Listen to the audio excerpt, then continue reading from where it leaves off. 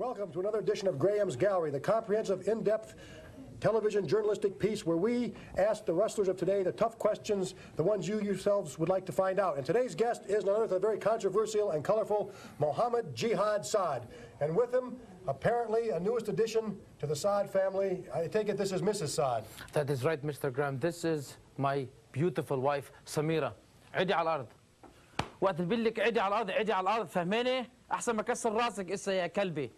I see that the stories you've heard is true, that in the Middle East, the man is definitely the boss of the family. Is this correct? That's why the marriage in the old country lasts forever.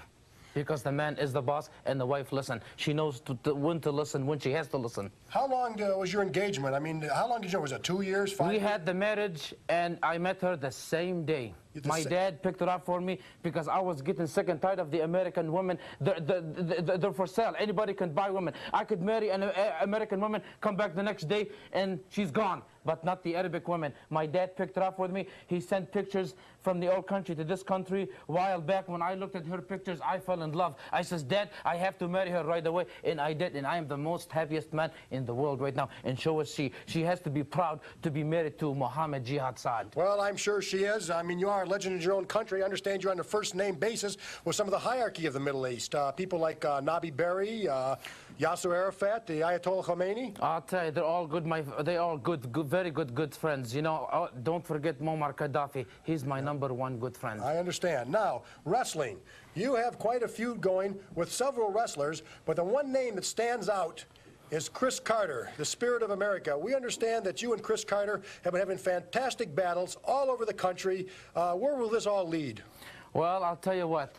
This man, he's always been sticking his business in my business, where it don't belong, and I always give him beatings.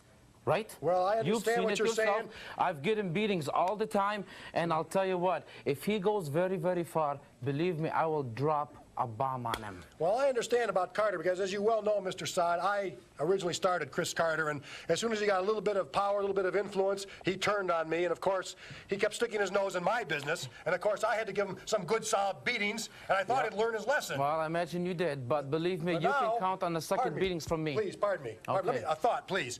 Now, we understand that he did this to me, and now I can't understand why a real second-rate wrestler like Chris Carter would have the audacity to take on a man of your caliber. I mean, you had a tremendous amateur background in Lebanon. You toured the Middle East. You were at the World Cup Games, World Championships, Olympics yourself. A great amateur wrestler. Now you're a professional, and whether the Americans like you or not, I mean, I'm an American myself, but I've got to remain neutral. I've got to call it as I see it. You are one proficient wrestler. You have one of the most effective power slams I've ever seen in a ring. You are 10 times a wrestler Carter is, and it's just beyond me.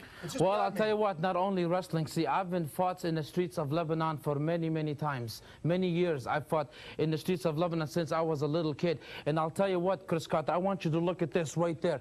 This does not come from weightlifting. This comes from picking up bazookas and machine guns and fight the holy war with them. You can see that does not come from Olympic bars. It comes from war. Well, Mr. Saad, all I can do is wish you good luck. I may not agree with everything you say. Our politics may differ, but you're a very effective wrestler and a force to be reckoned with in the WWA. Thank you for being here.